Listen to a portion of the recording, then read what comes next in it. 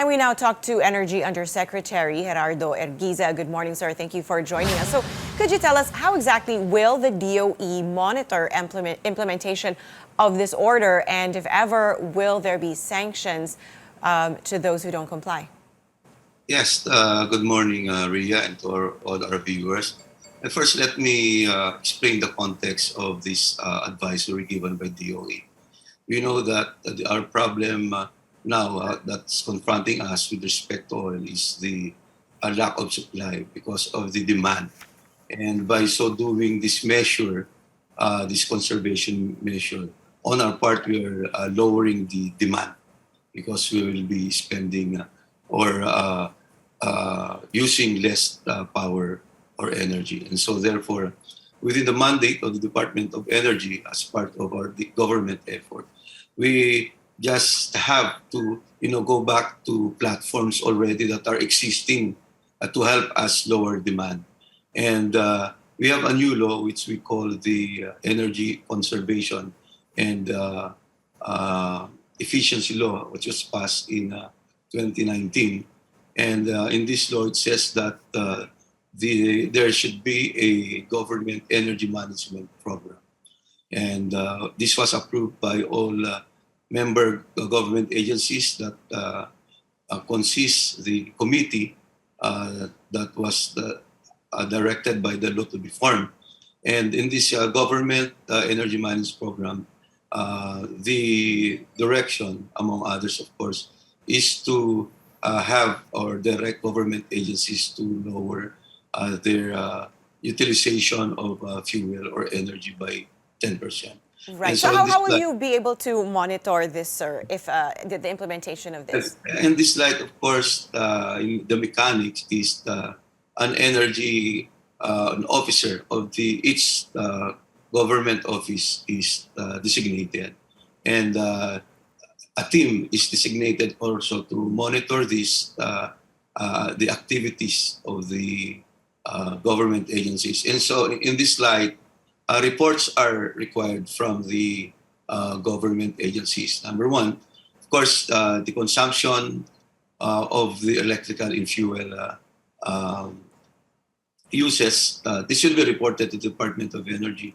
And number two, submission reports on the acts and activities that they should be doing as a whole approach in conserving energy. Right. In this effort to conserve energy, USEC, do you see that, or is it possible that public services will be affected by this? No, because they will still be working in the office. It's just a matter of being conscious of the small things, like you are in your room, then you close your room, so you don't need power to cool the air.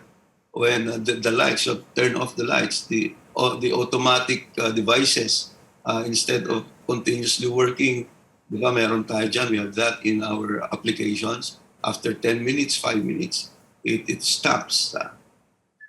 Those are small things, but the expected amount of energy that is targeted to be saved is around 24 megawatts. And this 24 megawatts in a year is equivalent to 840 million, which is the cost of establishing a diesel power plant. All right. So how you quantify it? So in all of this, in the reports, there's a system on how this will be quantified. All right, but you're saying ideally it should save the government about 840 million pesos. How long do you plan to implement this, sir? Well, this is an existing program, and we just have to continue this, not only now, but incidentally, of course, the GEM, the Government Energy Management Program, was officially approved, published last February 11. So it was just very recent. It's very timely to our situation right now. But this program that we intend to push through and continue forever. The energy efficiency law is an institutionalization of our way of life to conserve energy. We have problems of putting up power plants to produce power, but now we're looking on the other side to conserve energy so that we don't have to produce power, as much power anymore. So that's the other side of conservation. And that is in our law already. All right, Yusek, on to a different topic. I want to talk about current oil prices. After weeks of fuel price hikes, we saw a rollback last Tuesday.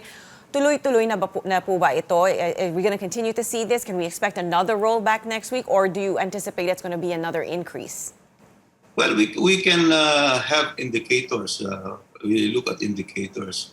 Of course, as we told you, the prices depend on the world market price. And this is based on our framework, our oil deregulation law, which the Department of Energy has requested Congress to revisit and amend the items in that law if necessary, as they find it to be revisited or amended. No? Now, was because of this reference to world market prices, trading is done every day, and we at the end of the day we get the price of fuel, and what we're using here as benchmark is the Dubai benchmark. And last week we saw the trend; it went down from 125 in the previous week average. It went down as around 99, 100, 106. So we knew that it was coming. In those 5 days, it had an average of more or less 105 and 106 coming from a 125 average benchmark. So we knew it was coming, but I've said it is the oil companies that announce, because they themselves, they know the cost already because of the world price benchmarking.